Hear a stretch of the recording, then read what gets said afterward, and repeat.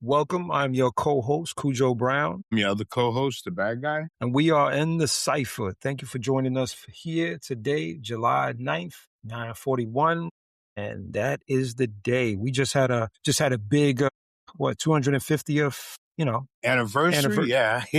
hmm We could dive right into that. 250th celebration of the 250th anniversary of the United States of America. We left off last week explaining how July 4th is my favorite holiday, but I wasn't celebrating this year. So to update that, everybody, I did a shitload of house painting this weekend Okay. or over the July 4th weekend. I got Busy a man. new paint gun, so I enjoyed it more than I normally would. Because, Yeah. So is that the main reason why you didn't celebrate, or was it another? well, I didn't celebrate because, really, what is there to celebrate right now? Okay. I got you. If I'm being frank about it. I got you. So your sentiments are pretty much very similar to what this Pew Research Center article Mm-hmm. came out about. Yeah. And this is a report, folks, from June 12th, on the country's 250th anniversary. American people are in a sour mood, but there are signs of optimism, as they say. And that sounds like a little bit what you're saying, too. That's exactly what I was dealing with last week. Yeah, for like 20 years, the 4th of July has been something that we really, really celebrate in my house. But I all the reasons why I celebrate and why I love celebrating that holiday feel like they're absent in 2026 America. Because to some degree they are, right? Yeah. They are. Some of the data, and this is something that was crunched out by Pew Research, is basically, Pew found Americans are more pessimistic than optimistic about the U.S. and will be like 50 years from now. 44% pessimistic, 28% optimistic, 27% neither optimistic nor pessimistic. And the other one, which I think is interesting, that goes by so-called race, because we all know that's made up, but they keep using it anyway. That's a whole nother conversation. The best years are behind us. Black adults, 60%, 66%. Hispanics, 64%. White adults, 57. Notice that, by the way, almost 50%. Asian adults, 53%. Lower and middle class, 61 each. I think that last one is the real telltale one. The lower and middle income, 61% each. That and honestly, Black adults saying 66% saying our best years are behind us, knowing that Black people probably have never had a best year in the United States in the history of it. I honestly think that goes for Hispanic adults too. It's pretty much the same. I don't disagree with you at all. Yeah. Listen, when I talk about, I guess maybe because of my own ethnicity or my own ethnic background, I these days count pretty much non-white. Anyone from the global South outside of Asians, I kind of consider as one group of people, because we're pretty much lumped in the same on scale lumped in and treated the same. Now, when I say on scale, obviously Africans and African Americans or African diaspora get the worst of it, but it's on a scale, right? They don't treat us that much better. Yeah. I do think that the pessimistic attitude is reflected, but not as much as the media should portray it. Like, the media is definitely holding back a lot about how things really are. I think they're not, because for instance, right, the stories that are being told, they're not telling you that these private equity is trying to buy up all the houses and raising the market value. Well, but they can't. We've talked about that because the major cable news channels are invested in by the companies that also invest in these real estate companies and in all these different large corporations. So the minute they criticize, it gets knocked down by a producer who knows they cannot air that. Well, that's the thing, right? And that's the tough part about this, is that that's their job. And it means they really can't do their job. And if people can't really do their job, and I'm saying this from the journalistic standpoint, then somebody's going to come in and replace them, i.e. In The Cypher, folks. Like, share, subscribe. Yeah, cheap plug right there. You know what I mean? But real talk, this is really exactly what it is. And that's why you're seeing so many people come online and actually speak up, because people are smarter than what the quote unquote so-called ruling class thinks. Like people are actually gravitating towards real information. But that being, I think part of it is not just that we're smarter than they think. I think we're more affected by it than they think. Right. Because the water doesn't wash that far up on shore for them to get their feet wet, they assume that we're not getting soaked. Yeah, I agree. I agree. Good analogy. Good analogy. I do see something here, though, in the article that was interesting that was brought out, which was America is turning 250. The public mood is not celebration; it is exhaustion. And Yes. let's talk about the exhaustion these people had at the America's 250th fair. Heat exhaustion. Heat exhaustion. It was diabolical, man. It was like, it was just evil to have those people out there sweating. And it's white people too. So, they burning. They were warning for weeks that this was going to happen. It's pretty much the hottest time of the year in one of the hottest summers we've had in years. And I mean, like with pretty much everything else that MAGA gets itself into, they were warned. Yeah. Yeah. They got scorched out there. There was they truly got the redneck thing going on that day. Yeah, I saw a 110%. bunch of the interviews over there, dude, and they were some of the reddest redneck niggas going. Yeah. There was one, I mentioned it to you the other day when we were on the phone. There was one reporter who in the process of reporting and recording what was going on, walked past this guy and overheard him saying that this was the fault of the liberals in the weather service. And that he felt it was all baloney. And they can't keep us out of their mouths, right? Bro, it's wild. It's like, they will do or say anything, no matter how ridiculous it is, to absolve themselves and the people that they follow of any fault. Yep. There's going to be issues going on down the line because ultimately something like this that should have been a great memory, they're going to look back at this and just be like, damn, like there's nothing that you could point to that this party has done properly for the people. If you're talking about practicing racism, they've been excellent at that. But they haven't even done well with the war. They haven't done well with the economy. Well, they haven't done well with anything, really. With anything. The only thing they've done decent at is deporting. And even that, Obama still beats them by a yard. Like, I mean, it's not even close. Well, he beats them by a yard on deportations, and it was done in a way that it had to be brought to the public's attention that it was happening. Exactly. Correct. So the thing is now people are losing their sense of optimism. And I think that's really doing people a disservice because they don't realize that as people lose this type of optimism, eventually they're going to stand up and push back. And most of these Americans out here that I know, they got guns, and by no means am I advocating violence, folks. Let's not get this twisted. I don't want you coming after me and stalking my ass down. But by no means are they going to sit down and just take this? Like, don't think that these Americans that are known for having more guns than they have children are going to just be on some chill mode and just be like, nah, it's all good. We'll get there when everything gets better. We'll just vote somebody else. Nah, they're not going to do that, man. I think every election cycle we go through, we get further and further away from it, right? And I think that this economy has adversely affected so many people that, I was just watching another one of these Republicans having a town hall. It was a chorus of boos. It was like, no. I'm going to give you so you can kind of understand. It was like Reggie Miller walking out in the garden. Yeah, they let him have it. They let him have it. Yeah, man. You know what I'm saying?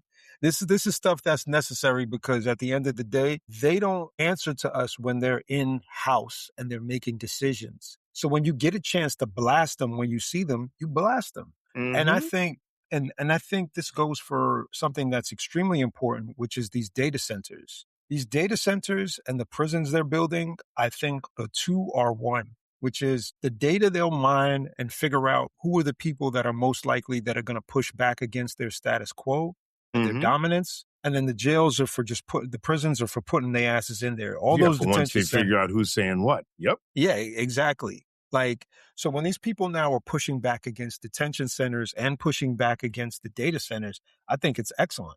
I think that's the space that we could actually do something, because I think people they don't feel empowered with their vote for who goes into office anymore. They don't. No, well, I mean, the Democrats have for years told us they were going to do all these things, get in and don't do anything. And then this batch of Republicans got into office saying they were going to do a lot of, or weren't going to do a lot of things that they turned around and wound up doing anyway. Mm-hmm. Mm-hmm. They did everything. Gonna do it anyway. They Yeah, gonna man. do that. So yeah, I think that's a big issue that we're gonna constantly see. But I do think that those people that were out there celebrating, man, that were like trying to have a good time and went out to White House to go see this dude speak. Sacrifice their health and well-being. Because I if you had, don't. what was it, 11 people they had to pull out in ambulances because of heat Yeah, stroke? yeah, So but that means more than 11 people were at least sick from the heat. right, Those right. 11 people needed to be taken out, but I'm sure there was a lot more. It And was all the video I saw of the event, the people look miserable. No, they weren't comfortable at all. Uncomfortable. One of the things that they had to do, they had to go into some of the museums. Yep. They couldn't. they, had, they had to go, some of them had to go into the African American History American Museum. Museum. Talk about ironic. Like the same dude that's trying to like tear it down, they got to go in there. They went into all the museums, but that was one of the main ones they went into. I think it's just indicative, and that's, karma like a mother. I'll tell you that much. One of the things though I do want to point out is that I don't feel that much sympathy for those people going out there. And because if you support this, if you are in a space where you think this country's is like, this is celebratory time, you're completely disconnected from the reality of the majority of Americans in this country. And Yes. and also, if you got the money to go out there like that, well, shit. Well, good luck. Good luck. You Because just a lot of wasted a them lot didn't of look bread. like they, quote unquote, had the money to be out there. A True. lot of them looked like they were out there at a, I don't want to say a huge expense, but at a considerable expense to themselves. So broke white people? Yeah, pretty much. Pretty much. There you go. A lot of broke ass white people running around and getting heat strokes. All right. That's what it looked like, dog. Like, share, subscribe, folks, in the Cypher podcast. Let's move on a little bit, man. We're going to push on a little bit. This is connecting, but this is in regards to voters. Voters oppose White House overruling scientists. This I think is interesting. This is something where white nationalists, right? White nationalists are predominantly Christian. These are the ones that are trying to get rid of, are trying to bring back the Bible in the schools and trying to actually push away from evolution or anything scientific and just believing in the Bible. So when these voters push back and say no to this, I think it's extremely important to understand, because Carl Sagan has a book in regards to this about the fact that if we don't become more of a scientific, logical thinking people, religion itself will destroy or erode society. Well, because we would be allowing religion to replace science and history, right? Because you need to do both. You can't, if religion is going to dominate, it needs to replace both science, which figures out the future, and history, which tells us about the past. And historically, man, there's just so much information out there. And I got to tell you, one of the most important things I think is to figuring out your neighborhood. Like, what's the history of your area? How was your area developed? You know what I mean? I'm not gonna delve too much into the history of Tampa. The entire town is fashioned after this pirate, Gasper something, who I found out very quickly was never real. Say word. Yeah, it's pretty much an urban legend, I guess you could call it. Wow, that's a little fuddy-duddy, bruh.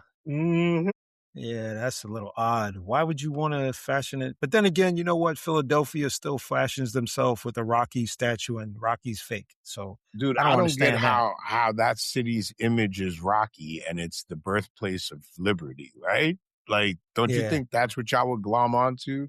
Yeah. The city of brotherly love, even, but Rocky? Yeah. Yeah. I did climb those steps though. Mm. Did climb those steps. I don't think I took a picture with the statue. I was like, nah, I'm good. Nah, you should have posed this Clubber Lang, bro. I don't even know who that is, man. You gotta drop the Man, you dime never on me. watched the Rocky movies. That's Mr. T and Rocky. Oh, that's his name. Okay, okay. Clubber I didn't Lang. watch. I didn't watch Rocky that much because the whole concept. All you got to do is look at it. White guy beating black guy. Great white hope. I'm good. I watched it Well, when I. hold on. To be fair, in Rocky 2, granted, Apollo Creed is in a more of a helper role. He doesn't win without Apollo Creed training him. He doesn't. And you've never seen it, so but I've seen it a long time ago. But here's in the part thing, two, bro. Here's the yeah, thing. It's the whole Green Mile magical Negro helping white people win no, I shit got it. I that don't disagree with you. I don't even want to contribute to that. I don't disagree with you because there's a lot of, how you call it? There's a lot of movies like that. Even the What's last that? Remember the Aliens. Titans. Remember The the last Titans is that. dude, even they do it in sci-fi. Even the last Alien movie, the dude is a robot. He's a black dude, and he helps them the whole entire way. In the You know what I last mean? Alien movie. You didn't watch the last? Yo, get out of Well, here! yeah, no. You talking about Prometheus or the one where Nah, they do surgery on her to remove the thing? you missing it. You missing it. The very last one that came out. You got to Google this right now, man. You gonna have to. You gonna make I've me seen Google. all of them. The only You one I gonna make me? haven't seen is Alien Earth, the TV show. Nah, Prometheus? Well, not Prometheus. Pro, Romulus. Romulus is the last one, and Romulus, that's the one where he's the Yes. cyborg. Word. That's right. Yes. The repurposed cyborg is the black Hey, kid, and then they wind up sacrificing him, right? exactly. Like I can't watch that stuff, man. There's a reason why they're written like that. You know what I mean? It's like that in order to keep us in a kind Well, of. because to the major viewing population of the movie, it seems plausible. I would do that, That's what I would do in that situation. What you mean? They would sacrifice their black friend. Well, I mean, keep it a buck. We can talk about sacrifice when it comes to this young boy that just died. So Yeah. that's another thing. It's a sad story too, man. That's a sad story. Hmm. But we'll chop it up about that a little bit later. But I gotta say, man, I'm glad that there's some kind of pushback there. I'm glad there's something where people are actually pushing back and they still want science involved. Yes. And the Democrats 80% oppose, Independents 67, and Republicans, of course, 56 support, 36% opposed. Like, I really think that the Republican Party is just so heavily leaning and banking on people being more religious, not being Yes. logical, not being Yes. critical. They need that in order to be in their positions. Well, if you remove critical thinking, people are easier to control. Mm-hmm. Mm-hmm. If you have a population of people who are willing to accept what their leaders tell them without questioning it, they're going to do anything their leaders tell them to do. Right, right. Like, share, subscribe, folks, in the Cypher podcast. So the top thing that was put on this that I really caught my eye, and it is the top line that you hashed out here. Data for Progress found that 70% of voters say scientists and expert panels should decide which research proposals get federal funding based on scientific merit. I think that was Mhm. excellent. That was an excellent breakdown, man. I think that's extremely important because we all know that Doge went in and started canceling every single thing and shutting things down left and right and Well, didn't have an. you know that you can already point to several things that Doge shut down that they publicized that have actually had adverse effects on the United States. The screwworm breakout, right? Or outbreak. I got you. I got you. So Uh-huh. there was a program that they made fun of in just after the election when Doge came in that was used to sterilize flies to keep flies from reproducing. They used to Right. take these sterilized flies and release them in the places in South America where screwworms originate.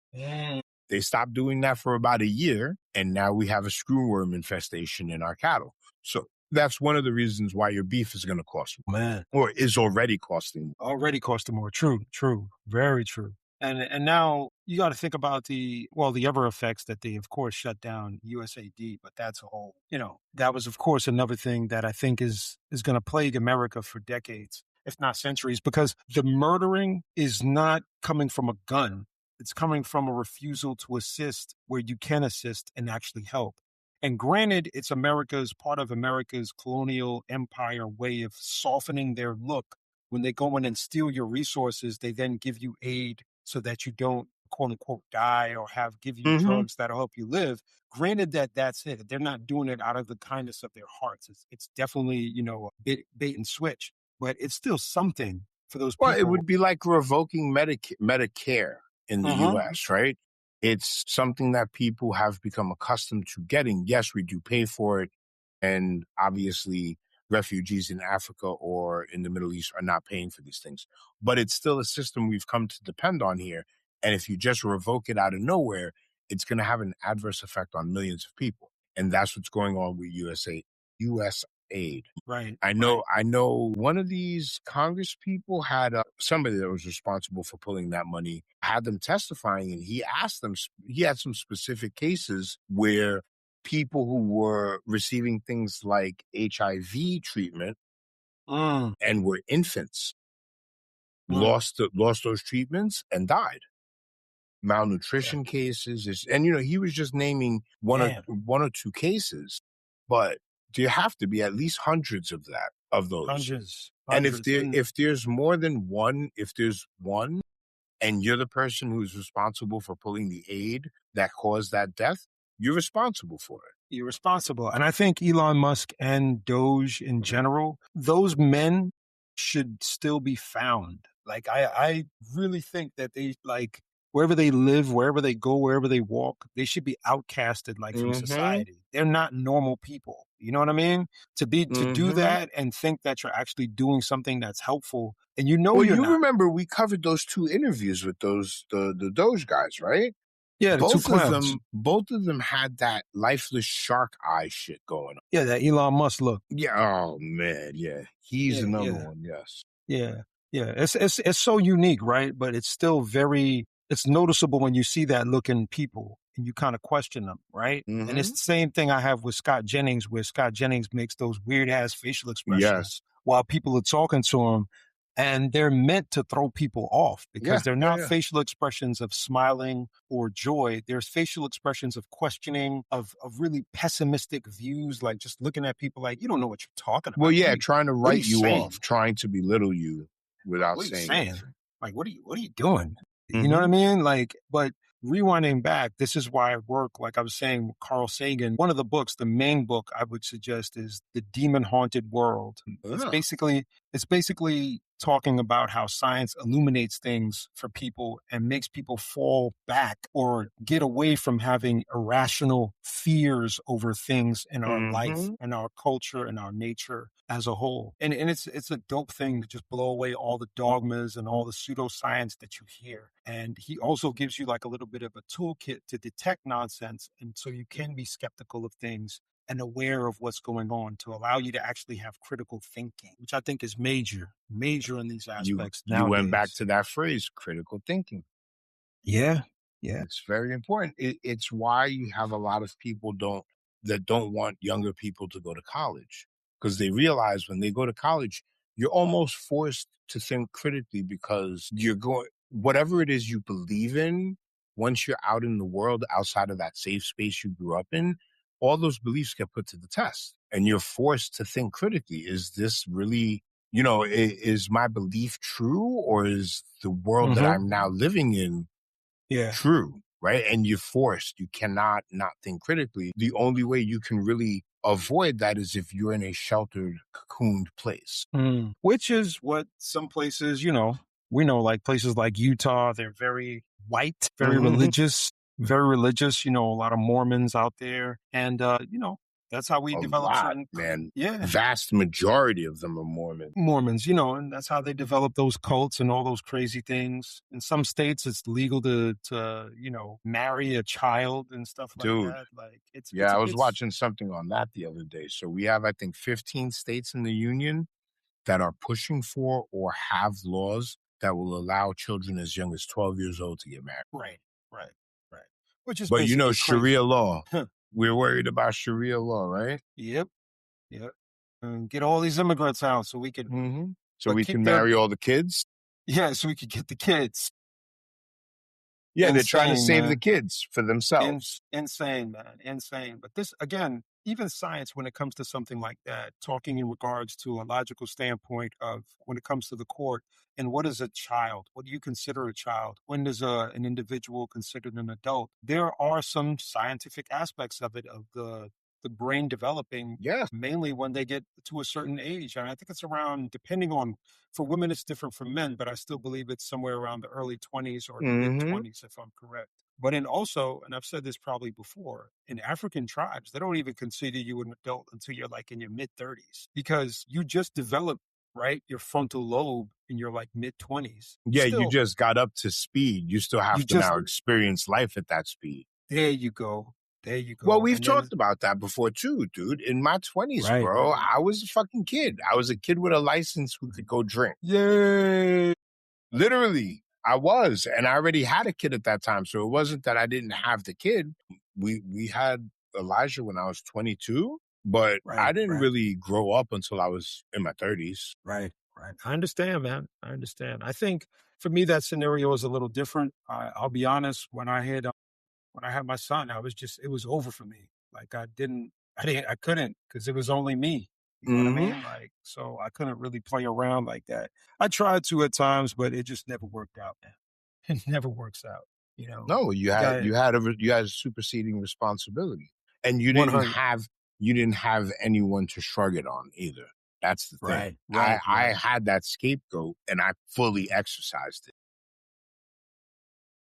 Like, share, subscribe, folks, in the Cypher podcast. We some young fathers that's just reminiscing a little bit, but keeping it real. This is where science comes into play in regards to what is considered an adult, and I think that should be legal across every state. There should be a mandatory. You can't marry such and such. Even the Loving case, I don't know if you remember this. The Loving case was a case where there was a older white man that wanted to date a black girl, and he couldn't marry her because of the laws, the miscegenation laws that prohibited black people and white people from getting together. The problem, now they made a movie about this, but the problem was they weren't really honest. And the reality of the situation, dude was a grown man trying to talk to a 12-year-old black girl in the South. So the parents were probably scared.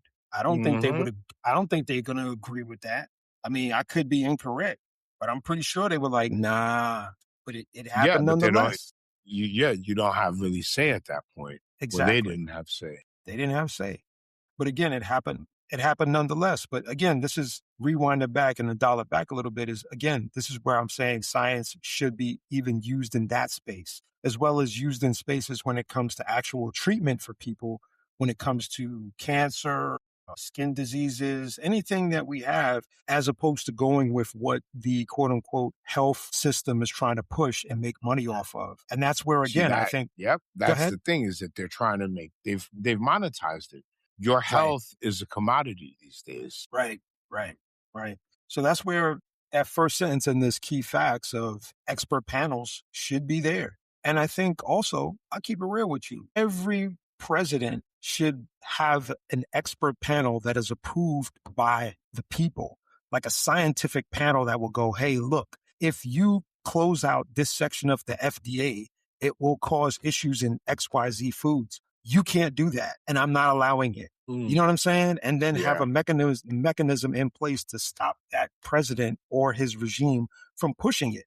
You know what I'm saying? But that's the thing. That is the purpose of the scientific boards and expert boards, is they're supposed to be the stopgap from the administration or Congress or Senate just doing what they want based on how they feel. The problem is that Trump figured out ways, or just straight up ignored laws that stopped him from putting his thumb on the scales of those groups, right? The same way he got his name on the John F. Kennedy Center, He replaced the board and then told them to vote on it. That's And then crazy, turned man. around and acted like they voted on it. They voted on it on their own. Like they had the idea. Let's just say this, man. And this is one thing I and I'll come back around and say this a lot, folks, is that the Democrats have been in office and they were dismantling a lot of things in order to get their quote unquote donors what their donors wanted. Mm-hmm. So by the time a Republican lunatic like Trump comes in office and his regime, so many things that had safeties on them that could be utilized to help people were already stripped away. So when Trump came in, all he had to do was just flick the lever and go, I'm going to do this. And yeah, the Democrats absolutely paved the way for all this. Right. Mm-hmm. So, you know what I'm saying? Like it's a bug theme when you think about it, bro. So I completely agree with you, man.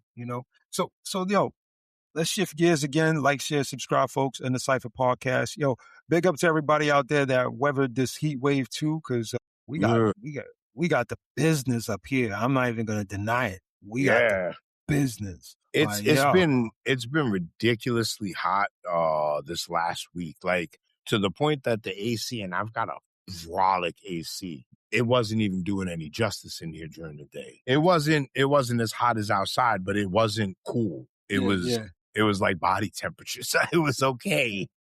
You felt the moisture. Yeah, man, yo, it's bad. Don't get me wrong, I won't trade it. You hear me say it every time we talk about it. I won't trade it for a day of snow, son. Not even a day of it. But man, it's uncomfortable.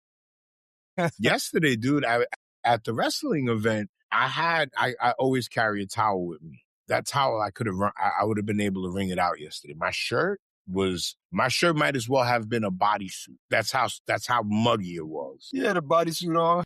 Dude, I had a sweatsuit on. That's what I had. But hey, that's it's this crazy ass weather we got. Let's just say this, and this is something for everybody else. When you sweat, toxins come out your body, so that's a positive, bro. If you weren't sweating, you should be worried, because I know people that don't sweat, and it took them like 2 or 3 sessions of working out to finally start sweating. That's how clogged their body pores. And that's a lot of pores. Yeah. Yeah, that's wild when you think about that, man. So, hey, that's a good thing, bro. That's a good thing. You know what I mean? Say I made a negative or positive, you got to roll with that. Got to find a silver lining in every cloud, brother. So let's dive into this one, man. The majority support social media ban for kids under 16.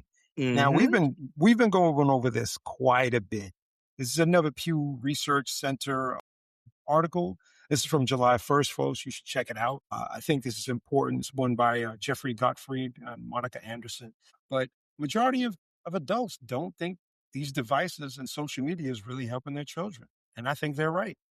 I don't disagree. And my older daughter does get more screen time than maybe people would recommend. But the one thing that my daughter also does that most kids don't do is that she voluntarily unplugs. Like, my daughter has set times during the day that she's done on her own where she turns off her tab or her phone or whatever and will just puts the phone down and pop in some headphones, listen to music, and just essentially walk laps around the house. But like, she kicks us out. Me and my wife can't even be in the house when she's doing that. That's her time. But she voluntarily will put the device down. There's times when she goes in her room and the phone's on the counter in the kitchen and she doesn't have a TV in her room yet. So, she will voluntarily do it. If I didn't see that, I would worry. But dude, these not even constantly being on the screen, any exposure to one of those devices is going to put pressures on your children that we didn't deal with. Now, you and I might have dealt with them in our early adulthood as the technology was coming around, but it's not as fast and furious as it is now. Fast and furious, my man said. That's right. It is, dude. It is true. It's true. And I think the part that you mentioned that I support really is, that I agree with really is a lot, is the fact that I think they're growing up harder than we did. I think that is one, and that's one of the things that the Pew Research article mentions. I think it's important to understand that, which is when you're in constant comparison and there are other spaces where let's say there's a club and people are dancing and somebody's filming you dance and maybe you dance awkward, maybe your dance steps are offbeat a little bit, it's less likely for you to socialize, to meet people. Mhm. You know what I mean? And that's Well, an yeah, important aspect. if you thought when we were kids those scenarios were awkward where maybe you were the kid with 2 left feet and y'all were out and you didn't wanna dance because the people at the club were gonna see you, imagine, and it doesn't even ever have to happen, but just imagine having the weight on your shoulders that the world might see it. I might be the next viral video. It makes you, I mean, that's one of the things, right? When you're younger, being humiliated is just it's horrible. And I've Well, been dude, there, man. I've when been we there. were kids, we had to worry about being bullied by our peers. Now you have to worry about the algorithm bullying. True, true. I distinctly remember one time I was on a train and it was a cute girl. I always wanted to talk to her, and from when I came into the school, and my friends were over there on the side, and we the cool kids, whatever. But they was like, "Yo, Jay, you should go talk to her. She by herself. She right there." Da, da, da, da. And I was Mhm. like, I don't know what to say. It's not like people are telling me, yo, Jay, like, say this to her, ask her questions. I didn't know. I didn't have any game and nobody taught me anything. So I just went over. I was like, hey, how you doing? My name is Jason. Nice to meet you.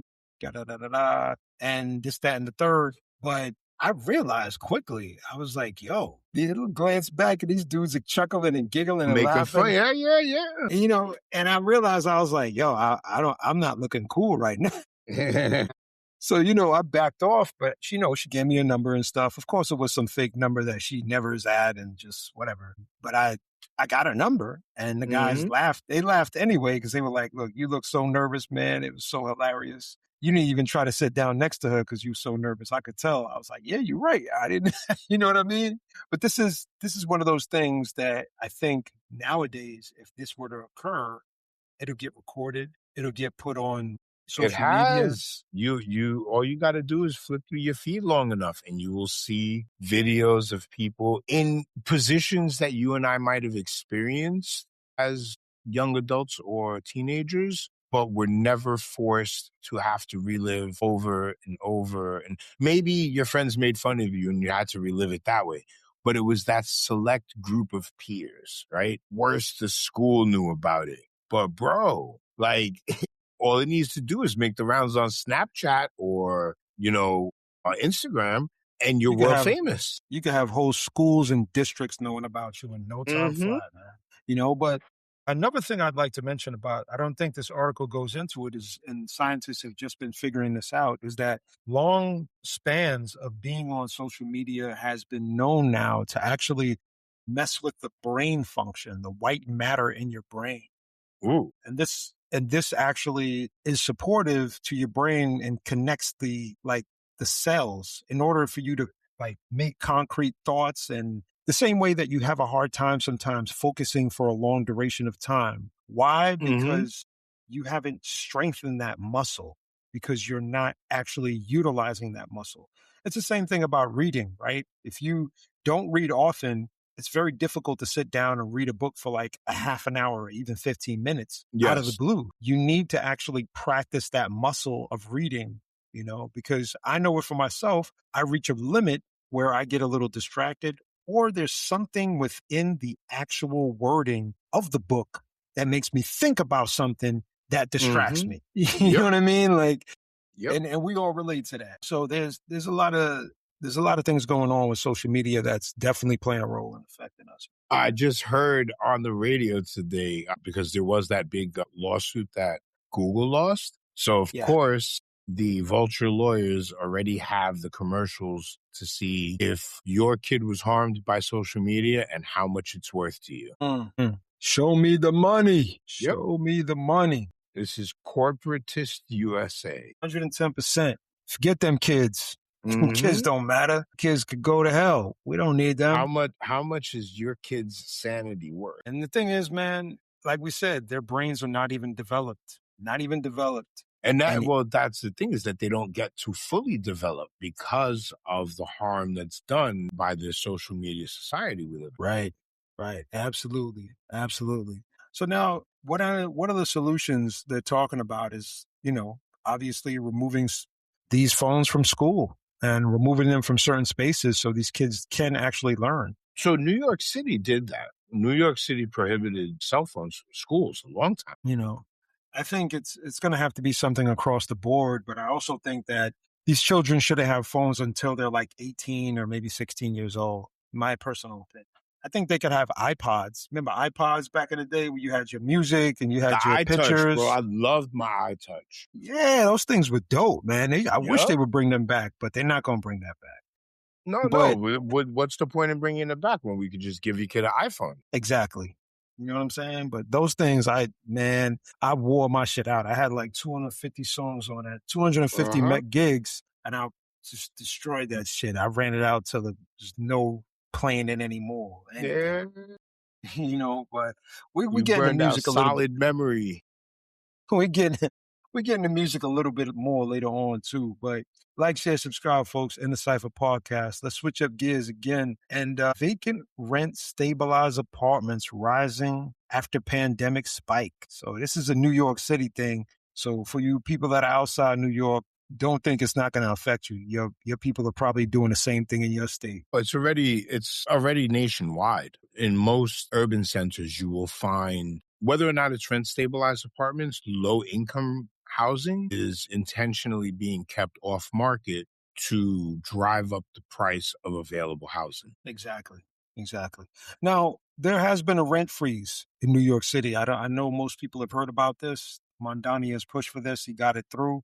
But the thing is about this rent freeze that I think is interesting is that people are speaking about the people that are actually good landlords, people that actually take care of their buildings. I think I think there should be something in place to take care of them so they're not coming out of pocket on things that they've actually been doing. So I think we Go ahead. spoke about this before. New York City already has 2 programs in place that do that. They have one that helps before, so either to renovate or to actually do new construction. And after the fact, they have another program that helps you maintain, either if the landlord is having problems with collecting, if the landlord is having problems paying heating, electricity, things like that.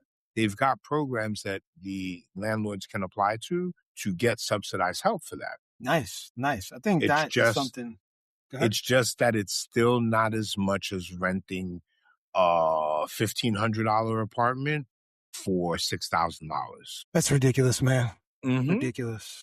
It's the level of profit that has them with their panties in a bunch. It's not profit because they will make money on it. They will make money. They just know that they can make more, and they would opt out of making the little bit so that they could go into court and cry broke that they didn't make all of it. Good old-fashioned American greed, ladies and gentlemen. Good old-fashioned. Corporatism. Because the little individual landlords ain't going to get away with that, right? Absolutely. The individual landlord might get to take advantage of that loophole or law once it's been exploited by a bigger corporation. There's these small landlords are the ones I think that are taking a bigger hit than anybody else, but Yep. rent stabilization, there are more places that are, I believe the number was around 33,000 at one point, and it's up to 57,000, which means they're doing it even more, even after the data has been released, that they even have been doing it in the first place. Well, and here's another statistic. 60-something% of the rent stabilized apartments in New York City are owned by like less than 5% of landlords. So the vast majority of that is corporate or large scale landlord operations, right? It's not like there's not a lot of rent stabilized housing inside of a private house, right? Or inside of a small building. This is typically stuff that happens in large buildings, which are not owned by some small little real estate guy. I'd say if you get an apartment right now, like a 1-bedroom, that's like 1,300. That's great. In New York, that's a steal, bro. That's a steal, unheard man. of. Yeah, but that's, to me, where it should be. It should be around 1,300, 1,400. I remember you when it know? was. Me and my wife had 2-bedroom right off Castle Hill, and we were paying about 11 a month. It went up to 11.50 a month. But at the time, this is when we were both at that MSP. Mhm. At the time, that was still fairly high for the neighborhood and the size of the apartment, but it Gotcha. wasn't ridiculous. That apartment Right. now is probably around 2,000 to 2,200 a month, Yeah, I was gonna say easily. 25. I Yeah, was gonna say I 25. wouldn't be surprised. You know? So this is a big win for Mondani, but they have to figure out this housing issue where these rent stabilized apartments are getting held up. And I don't know what move they can make, but outside of Look, I mean, if you really wanted to be ham-fisted with the law, you could revoke the rent stabilization of those landlords' other apartments. Well, not revoke the rent stabilization. You can penalize them if they're intentionally keeping housing off the market. I agree with you. I think there should be some kind of a fine that's hefty enough that hurts their pockets that makes them go, yeah, yeah, yeah, Yes. let's fix this. Let's fix this. But this is the same process. Again, corporate, just American good old fashioned greed. It's the same attitude in regards to other things when it comes to businesses. They only will fix it if their bottom line is hurt. If their Hmm. bottom line is hurt, that's the only time. That goes for cars. That goes for products that anything you name. If they have hurt, like if they actually injure people, if there's some issue with them, Hmm. if the Yep. if 1% of the population gets injured and everybody else is fine, they'd rather pay that 1% XYZ amount of dollars and not have to worry about it. And not have to worry about recalling the item Done or the pulling. entire Yeah. Yep. Yeah. So that's They what have we're they dealing have with. they have accounts, or they have portioned off money just to settle Yeah, out of risk court. management. Yep, Risk risk management. management. Yep. Yeah, that's all a part of their business plan, man. It's insane, but this is part of the issue we're dealing with the system that basically cares more about money than they care about people, and we're Yes. seeing the ramifications of that Not even time and time basically. again. Not Yep, even basically. They just straight up care more about money than they do about. yep. How you not care about the people that's actually buying your product? That's the How you thing. That's the thing. Look, we've both criticized Henry Ford before, but he at least had the understanding that I need to pay these people who are making my cars at least enough to enjoy the luxury of the car that they're making. eventually, but Henry Ford is like a No, insidious no. fuck. I'm not trying to Yeah, say Henry Ford was any kind of great person. I'm just saying he at least had the common sense that you can't have people creating an object that they have no hope in life of ever attaining and expect them to be happy doing it. you're going to alienate those people, and eventually they may be the people that'll sabotage your whole entire industry. I couldn't You imagine, and don't get me wrong, I've worked for people who have lots and lots of money, but I couldn't imagine creating or crafting products that were going to be used by the extremely rich, and I had no other, I guess, interaction with it but making it for them. Imagine how people in China feel. Yeah, that's got to be a fucking shitty existence. It's gotta be, man. It's gotta be. I think one of the things that I do recall in regards to that is the purses, those luxury brand purses that were made in China and then shipped back to like Italy for them to Yep, sell it. And it cost like 100 something dollars to make, but then they're selling it for like 6, 7,000. Like, yo, $100 to make if you're lucky. yeah, yo, like, come on, man. They were doing people dirty when I heard about that. Yeah, But dude, this is, China, but but China got the scheme. So what will happen in a lot of those factories in China is, say Fendi has a bag created there. The same plant that is making the Fendi bag will use the same blueprint that came from Fendi and make the same bag as a knockoff. So the knockoff and the Fendi bag are really the same thing. It's just one made a stop at Fendi before it got to you. yep, yep. Make sure they put that label on it so you gotta pay some coins for that. Come Yep. up off them coins. We'll see how the housing market, or sorry, the renting market changes because people can't afford. The majority of people in New York City rent over 60%. And if people can't afford to live here, you're going to only get these quote unquote rich, uptight, snob type people, these yuppies. And the yuppies do not create the city. It's the people that are outside of the city, the people that live in Brooklyn and Manhattan and the Bronx, sorry, Brooklyn, Queens, and the Bronx that really create the city. I'm not even calling Staten Island because that's just what it is. But they're the ones that really make the city run and work. So if people can't afford rent in the outskirts and the outer boroughs, I get Manhattan. But if you can't afford the outer boroughs, then yo, well, here's the thing: is that as housing becomes less and less affordable for the working class people of the city, those rich people will have less and less to enjoy. Right, correct. all the things that they've become accustomed to enjoying and having at their disposal in New York City comes off the back of the people who can't afford to live in New York City. That's right. That's right. Your servants, your waiters, anybody that does servicing jobs, they would just disappear after a certain amount of time. Can't afford to live there. You know what I mean? So we'll see how this transpires as we can keep an eye on this because there are too many predatory businesses out there, man, at the end of the day. Anyway, like, Indeed. share, what's up? Like, share, I said subscribe, indeed. folks. Like, share, subscribe, folks. Now the other thing, FIFA reversal on Bolagon. Let's talk about FIFA in general, man. Are you a soccer person, man? I'm not. I'm not really big on soccer. I'm not gonna lie. Not really big on soccer, but I was watching some highlights. I don't even know motherfuckers' names or where they're from. Some big blonde horse looking motherfucker was kicking the shit out of these balls the other day. Yeah, like, I mean, I've never sat there and watched soccer. It seems, I don't know, it doesn't seem as exciting as I would think basketball, football are.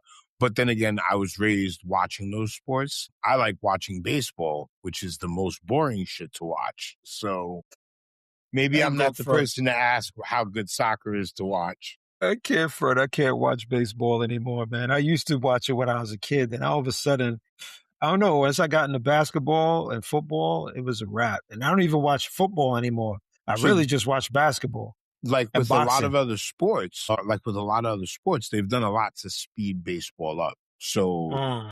it's a little bit less dragged out, but it's not the fastest moving sport in the world. I like boxing too.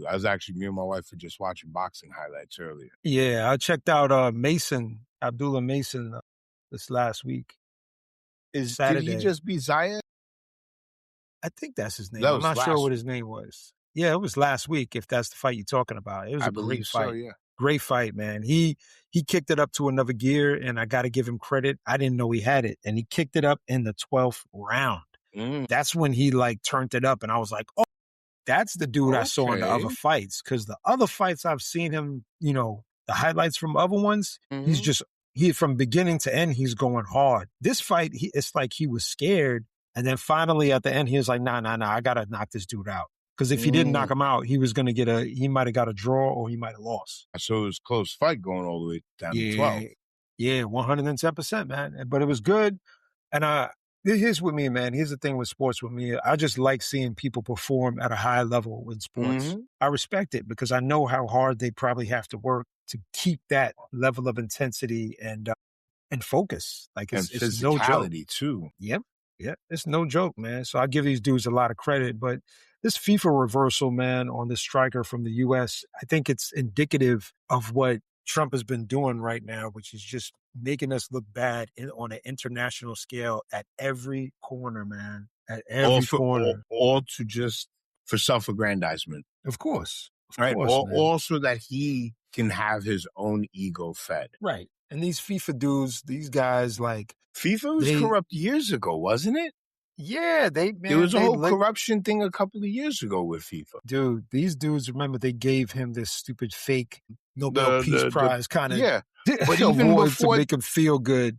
even before then, I could have sworn sometime in the last, I would say like 6 years or so, there was a whole scandal with FIFA taking money from countries or some shit like that. I'm not surprised, man. I think if I'm correct, somebody had to get fired, if I remember Yes, correctly. yes. You know what I mean? But so I'm not surprised. But these people are so corrupt. And one of the things that I saw, the game between Argentina and Cape Verde, the I believe it was the president of Argentina was Yep, sitting was sitting down there with the, yep. the president of FIFA. And I'm like, and then when Argentina scored, they were jumping up and down and celebrating. I'm like, I think that's a conflict of interest. Like, I don't think you Yeah. guys should be celebrating together, man. Yeah. Well, You you know, know, Argentina and Europe are very friendly. yeah. We, Nazis are friends, you yeah, know. we've had that conversation. Did I ever show you that? We talked about the burger joint. I won't name it. Yeah, the We talked Negro about that. burner. But Yeah. did I show you the pizza shop that they have over there? Wow, they got They've another got one? they've got a pizza shop, and the logo or the sign for the store is Hitler standing in front of an oven, and he's saying the secret is in the oven. That's Like, brave. That's brave. but that's kind of the culture in Argentina. They're very, very Yeah, they're staunch anti-black. racists. Yeah. They're racist, and it's almost a cultural norm to be a shitbag troll. Very much so. Now, I got to tell you, man, that the fact that they scapegoated so many Nazis there, and at first I didn't think it was that much, but now I'm coming to the realization it was a lot more Mm-hmm. as people have been talking about Argentina more and sharing information that it was even happening before the World War II Yes, ended. yes. It was happening before that. Mm-hmm. So not only that was the case, but then America, by the way, a lot of people don't know, we migrated, we took some here as well. But most of the ones that we took were scientists, and a lot of them are in NASA, and they're responsible for a lot of our spaceship launches. Then we call Mm-hmm. that Operation Paperclip. So the friendliest places to Israel, or sorry, I should say, the Israel of South America is Argentina. Very Which is clear. just odd that so many Nazis escaped to Argentina. Yeah. Out of all places. But I heard there were other places they were going to go, but that was the main place that ended up being the one.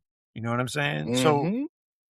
it's going to get interesting, man. I'm curious to see how this starts to pan out because right now, I don't like.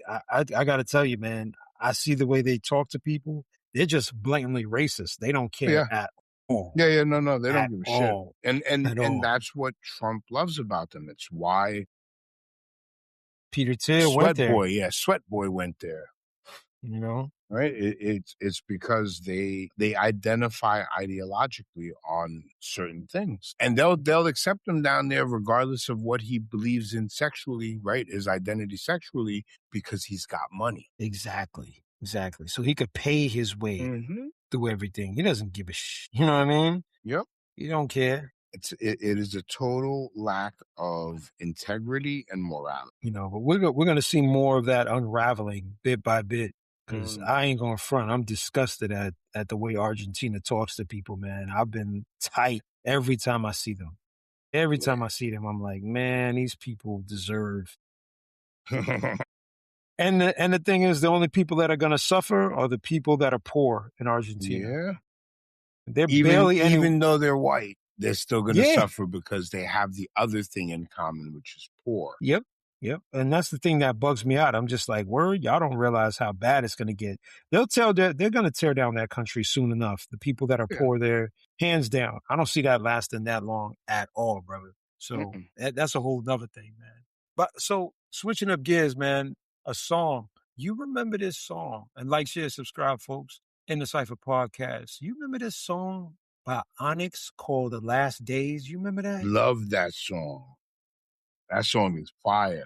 Beat, it's their best lyrics. Lyrically, it's their best song. I don't know if it's their best, but it's definitely top. Man. It's definitely top three. Yeah, it's got to be top three. There's a couple of songs that I got to admit, storytelling wise, that are dope. They got a song called that same album, that Shut 'Em Down album. They got that song Rob and Vic, and it's about the two brothers that got paranoid and started robbing everybody in the hood. I should have laughed because this happens, man, but it's a wild song. But The Last Days, right? They were saying that back in like 93, you know? What do you think about it, man? They said something, think about taking my own life. Might as well, but they might not sell weed in hell. That's Sticky's verse. Sticky's verse. And that's but But right? this is why I say it's one of their best songs, because all of them, there's plenty of good songs from Onyx where Sticky carries the song or Fredo carries the song. They all kill that song, all of them. There's not a whack verse on the song. I agree. That's what I'm saying, but I still think it's the top three because it's a prophecy song. I call it one of those songs that's talking about how things are gonna go down. Mm-hmm. But then also there's a song on that same album called Overshine, and the That song song as well. you remember it? Mm-hmm. And I think that's the most uplifting song I ever heard from Onyx in my life. Like they basically just talking about like, don't try to overshine, play OP, play your position, stay with G, stay on a mission, precisely good, what game I'm nicely, shifty son, you still shisty. You know, like, and they, what they did in that song, they were calling out people that were doing foul things and saying, nah, you can't move like this. You got to move like this. Like that. You can't move that way if you're trying to get ahead. You know, even in that song, they say, what did he say? He said, yeah, Sticky's verse was really good. Cause he says, driving in the hood, floating through your town, blunted. Basically, his verse was talking about, I got arrested, got locked up. I came back out. Then he said, I'm on some news. I'm going to come driving in. Yeah, driving to your town, blunted, rolling in a 650, whatever. I don't remember the whole thing. I'm bad on that verse. But I do think those verses are powerful, and I do think that was a dope album, that Shut 'Em Down album. Shut 'Em Down album is dope. I think Onyx is one of the is definitely an underappreciated rap group. Yeah, they Yeah, had you have one of, I don't want to say one of the earliest, but one of the most commercially viable crossover songs. Slam. Hmm. Slam. Woo. Mm-hmm. That song. Whoa. And I wouldn't even count that as one of their best songs. Commercially viable, good song for the radio, all that. I still don't think it's one of their best, but me either. That's how music works. That song opened up doors. It opened up doors, boy, because everybody liked that song. I don't know what it was. Well, I know what it was. It was the hook in general. But it was the vibe too. First of all, the song was 100% New York vibe, because the rock band's also from New York. And I believe they filmed it on the Neck Bridge or the Whitestone Bridge. Yeah. Yeah, part of the video is filmed on the bridge. But it's, it's fucking New York, that song. Yeah. It's solid, man. It's solid all the way through. It's a solid song, man. And that was their first album, man. And there was a couple of songs on there. They had some ill songs. I gotta be honest. Another thing that those guys don't get a lot of credit for is their acting too. The two of them, Pedro and Sticky, been in a lot of movies. They've been in a lot of movies. Got to give them credit for that. I agree. They put a lot of work in. What's the HBO movie with Joaquin Woodbine? Damn. There's a movie where they're buying illegal guns and selling them in the hood. I can't remember the name. I don't remember. Let's see. It'll start Strapped. There's an old HBO movie called Strapped with you'll probably see a handful of the actors from The Sopranos in it too, because it's HBO. Came out in '93 with Joaquin Woodbine. Dude, that movie's crazy. Okay. I might check that out. We got a recommendation here. So Fredo actually has a major role in the movie. Another good movie with Sticky is Clockers. Clockers was good, man. That was solid. That was solid. That was an ill movie. Spike Lee joint. Yeah, it was a Spike Lee joint. It was an ill movie. I think they did a great job with that story. Mm-hmm. It's a little wild, and I appreciated the whole storytelling, and they including the kid in a lot of it. Like the little kid, that was a dope movie. Dope. So they did their thing, man. I think that was the best thing about Onyx, is that even though they were doing that, the acting, they were still solid when it came to rhyming. They were still solid. Well, yeah, because they never left the rhyming. They never left what put them on. This was all just side work that they got as a result of it. Where I think the problem you get with some of these rappers or just musicians nowadays is they're trying to use the music to segue into the acting like it's the plan. Yeah, that's true. That was something that I saw later on, and it didn't work out too well for a lot of those artists. For most of the ones who did good when they went into the movies never left the art that got them into the movies. DMX has some good movies, but his music was better. And he knew that, and he kept on rhyming. Yeah, he damn sure did. Same with Method Man, dude. Method Man has been doing movies for a long time. He's got a movie out now on Prime, Amazon Prime. Word? Yeah, he's got a movie out now, man. Yeah, he's doing good, bro. I remember back in the day, he did Copland with Sylvester Stallone and Robert De Niro and them. But again, he did it. It came, and he's actually talked about this in interviews. He says he wishes he would have focused more on the acting younger. But he just did it because his management got it for him. And it was like, okay, I'll do it. But his thing was rapping, and that's what he tried to stick to. Right. Yeah, I mean, look, man, with somebody like Method Man, I have faith in a lot of stuff that he does because lyrically he was ill. And Redman got onto that too, man, with their movie How High and stuff like that. They had fun. That was like a comedic type of thing that I think was dope that they both did. 90s Cheech and Chong. Exactly, man. And I think it was perfect. For them two, it was right up their alley. And they both kind of had this, both of them never really outshined each other or tried to separate too much. They tried to like, yo, let's work this, let's milk this. They still roll thick, the two of them. Yep. I think it's great that they do that, man. And I do remember though, I think Redman for a minute was rocking with Wu-Tang too. Like because of that. Like I remember he was on Ghostface album. And that, I think it was that Supreme Clientele. Yes, it was the Supreme Clientele album. Yeah. And I was surprised to hear him. I was like, it was tough. It was a tough verse. I forgot the tune, but it was I'm not the biggest Iron Man fan. Like Ghostface isn't my favorite Wu-Tang member. But anything with him and Redman on it is gonna be fire because they both have just unique voices and rhyme flows. Yeah. But to me, my dude, I gotta give it to him out of Wu is actually GZA. GZA's I know. Yeah, GZA's first album to me. Yeah, that first album to me is solid. It's all the way through from beginning to end. It's stories after story after story. And what you mess with, man? I mess with stories too, but I also like wordplay. If dudes could flip words and everything, that's kind of my thing as well. Storytelling the problem with storytelling is that there are not very many people who are good at it. Nah, it's far and few between.